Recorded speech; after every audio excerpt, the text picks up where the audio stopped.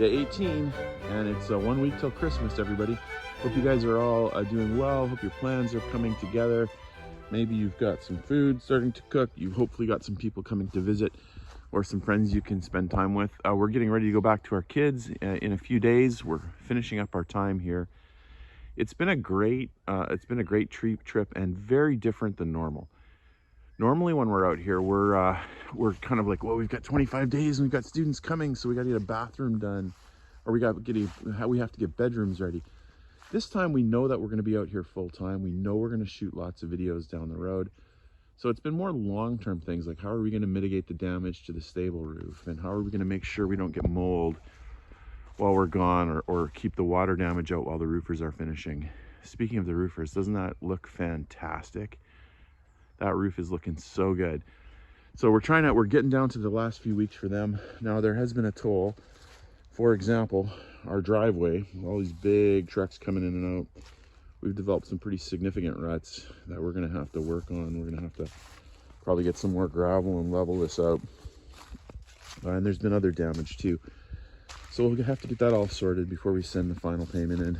But I mean, I don't think we're gonna worry about the ruts, but some of the other things we'll have to get on.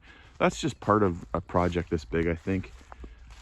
You know, one thing you learn when you take on something this big is you have to kind of brace yourself a bit. I had a friend who was renting the beach house, and she was talking about how she was spending a lot of money that day because they're starting a big project in their kitchen, something like that. And so she was paying the contractors.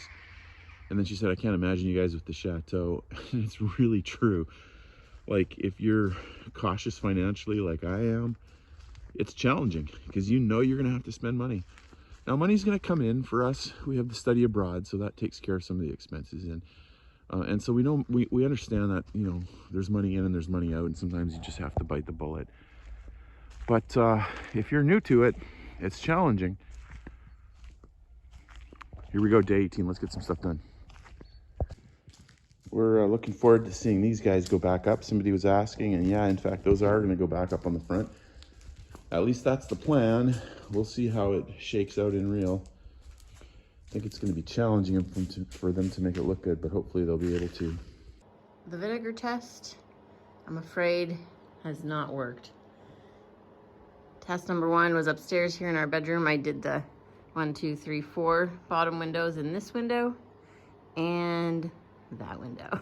And sadly, we still have a good bit. And I didn't do Rob's over there just to kind of compare. And it is no worse or better. So that's sad. We'll see how downstairs went, but maybe we just need more vinegar. I have no idea. It was watered down with the condensation, but you know, so far not so much. Well, sadly, we're 2 for 2. There are the other windows, definitely still wet on both sides. So that's a bummer. So back to the drawing board for now. And maybe we'll be able to knock that out of the park at one point or another. But right now, the vinegar is not cutting the mustard.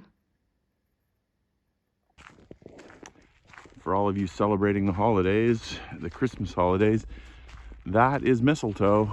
That is mistletoe, and we have it in the yard. It seems to only like certain trees, but it's invasive, and also really difficult to control. Seems like we're getting more of it, but I'm not even sure that's our side of the property, so I'm not sure we can do anything about that one. You know the thing I should have done today? There's always such a big list of things to do, but the thing I should have done today was get the drone fixed and bring this thing out, because it is still, and you could get up there and take some really cool shots. We will get that thing fixed. Eventually, we'll get some great drone shots on this Château. Maybe we wait till the roof is new, eh? Because that'll be just so beautiful. Nice sunny day with no wind and brand sparkling new roof, sparkling black. Ooh. Speaking of jobs that didn't get done that I would love to get done, there's this big, beautiful cedar of Lebanon. I've got the camera zoomed way out. It has a bunch of big dead limbs that I want to cut down. Now, it's kind of a dangerous job. So you got to do that really carefully, including one that's sort of all meshed up with the other one, and it just sits there, and I just like, I got to get up there at the chainsaw.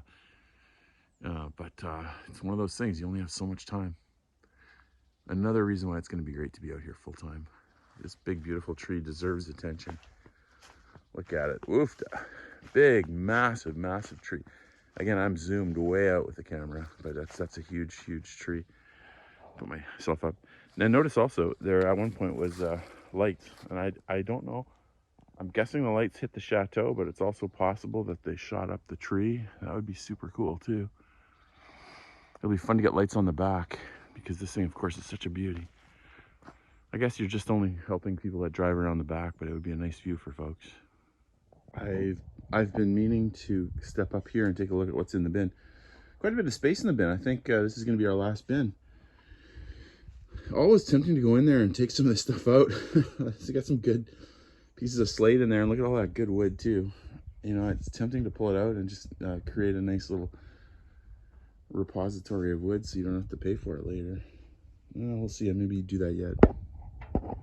Leslie and I have been talking, and this is probably a bad idea. I'm sure there's lots of people that are going to tell us we shouldn't do this, and it's a bad idea, but it is an idea that's extremely tempting to us. And the idea is this. This is the back of the classroom fireplace, and at some point something was going, they ran something through there.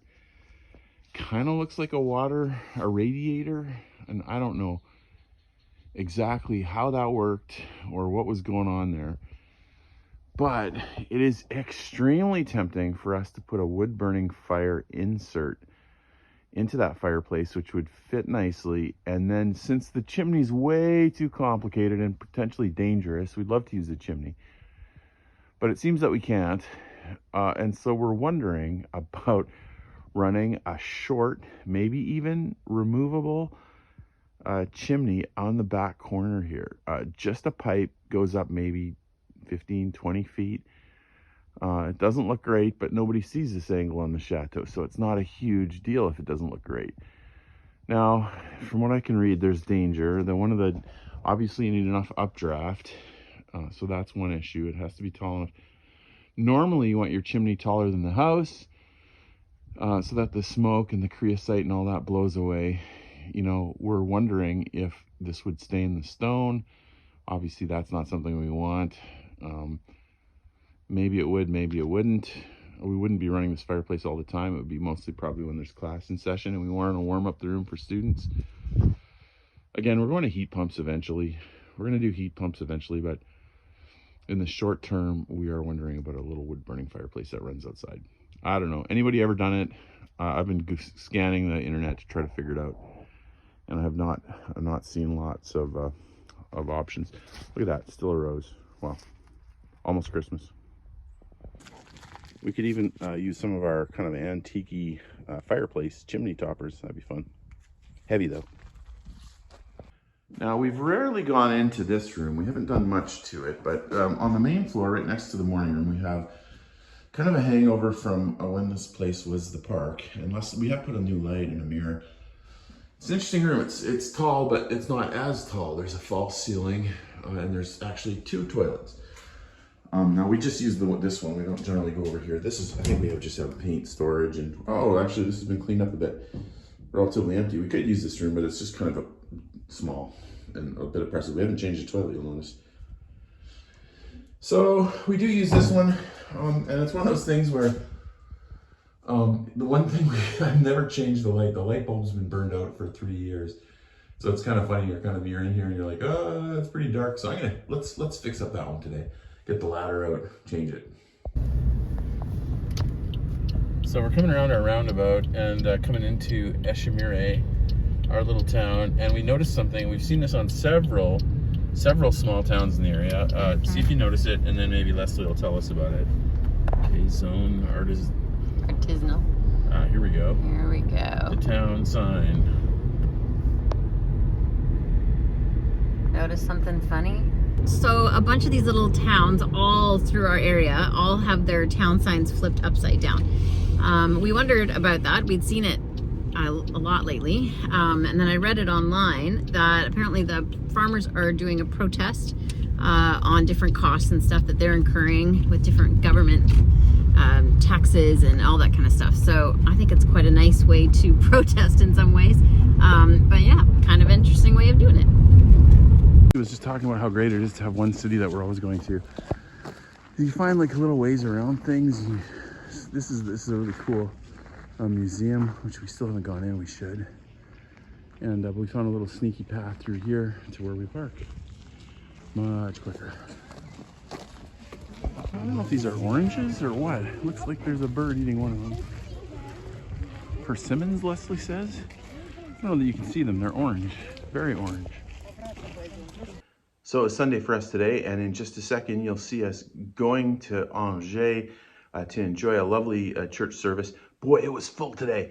We walked in pretty much right as the service was starting, and every chair was taken. There's people all over the place, and so we kind of walked to the back corner. We figured, oh, we'll just stand, you know. And then somebody gave us their chair, which is very nice. You know, we look like the foreigners. Well, we are foreigners, and so they're going to be very thoughtful to us. And then there's this one lady, an older French lady, very nice, and I saw her give up her chair 5 times. She'd give up her chair to somebody else would bring her another chair, she'd sit down. Just so gracious. But it was just it was awesome time. Then we had an amazing meal, which you'll see in a couple seconds. I also wanted to talk a little bit about the last couple days.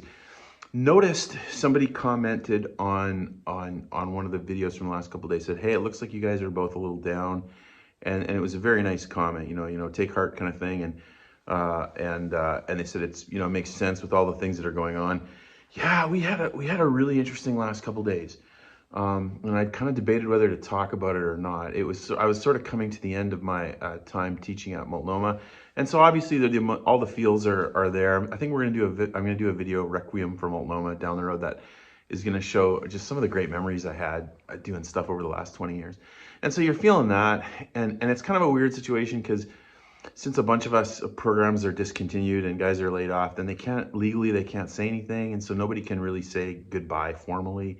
And I don't even think they're supposed to say your name or anything. I've been pretty open about it, but so you kind of just slip away into the darkness, which is a bummer because it's been a huge part of our life, and I think we've been a big part of the school's life, to be honest.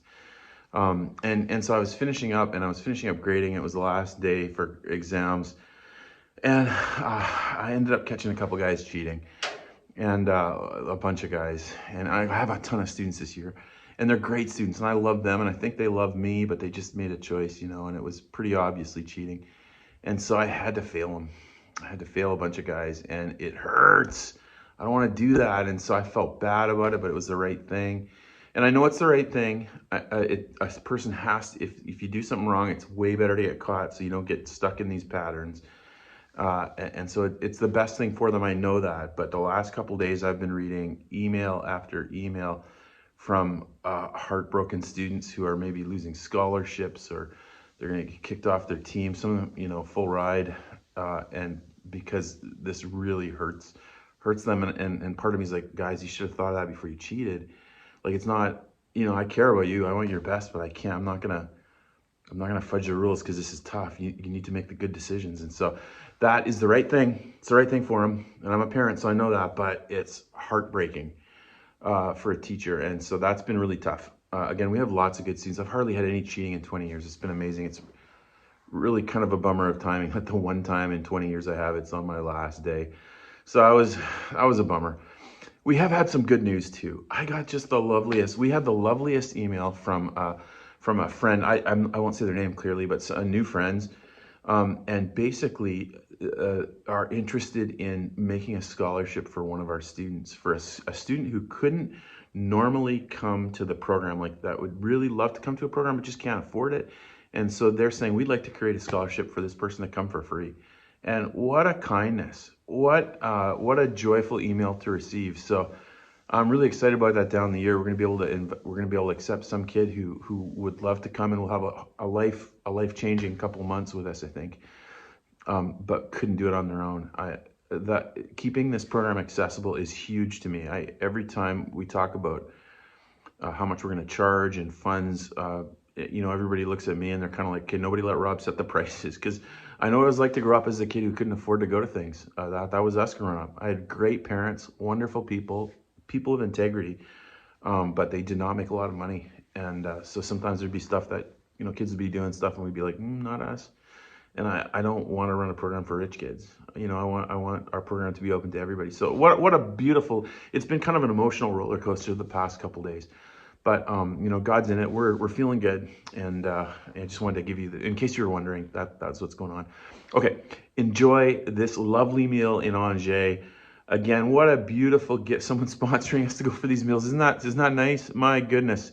Yeah, we're eating one meal a day. I'm not gonna lie, guys. It's been good, but one meal a day is all we've needed. So enjoy. For lunch today, we're in Angers, the beautiful city of Angers. We're going to a special place, a place that we stayed at the first time we came to buy the Château. King Rene and his Château. And of course, we've mentioned this before, but King Rene also the Château from Beaujolais. Look at that, even in December. That looks pretty darn good for December. This Saskatchewan kid thinks that looks pretty good. It's fantastic. Yeah. Way to go, Angers. In the summer, there's beautiful flowers and all the flower beds, but even now, it looks amazing. The hedge looks terrific.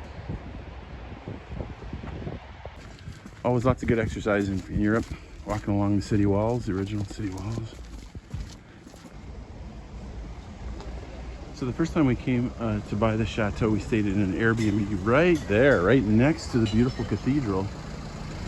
And you hear the bells, and there was a restaurant downstairs, which was fantastic. A little nicer than we would normally go to, but we enjoyed it, and so we're going to have a nice memory today. We have a very pleasant spot, I just been keeping my hand over here just because it's so nice to have warmth. Feels so good. Yeah. And we just ordered, and I was mentioning to Leslie that, well, here we go. When we order, it's always funny because we almost never order the wine unless it's included. And then when we don't order the wine, usually the servers, they give us a look, and it's not disdain, it's sadness. They're just like, oh, I'm sad for you that you made that choice. All right, the appetizer's here, l'entrée. This is fantastic. I believe I have the goulash. There should be mushrooms in there. And Leslie has scallops. Saint Jacques? Saint Jacques, yeah. Yep. Looks very good. Butternut squash. Ladies and gentlemen, we're in Alberta. It's Alberta. That is a big piece of beef. Look, my fingers. That's a big piece of beef. It really is. Oh, and Leslie's got the canard confit. That does look good, Bess. I know, yum. That's gonna be some nice duck. It's a good place. This is a good place. Lots of good food. Here we go. I'm not one for fried anything really, but I gotta tell you, these potatoes, maybe they use duck fat, I don't know, but wowza, they're good. Yeah, that's awesome.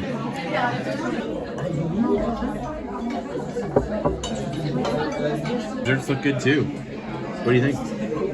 They're big. Yeah, they actually are big desserts. Yeah. I got the brioche and whipped cream. It's like a little French toast with caramel and some other things. Ooh, lots of nice whipped cream. Yum. And you've got the apple tart and ice cream. Yep. Ooh, good meal. Thank you very much. We're going local. We're at a cafe at the end of the meal. Looks good. It looks good. And so we come to the end of another day. We didn't get a ton of video today. Again, when it's a Sunday for us, church takes up a good shot of the day, and it's so there's just not a lot of video opportunity. But glad you joined with us, and we're hoping it doesn't rain because, as you can see, the tarp has come down from the top of the tower. So, you know, if the rain hit that metal, it could easily run down in. That'd be a bad thing. But pray for dryness, and we'll see you tomorrow.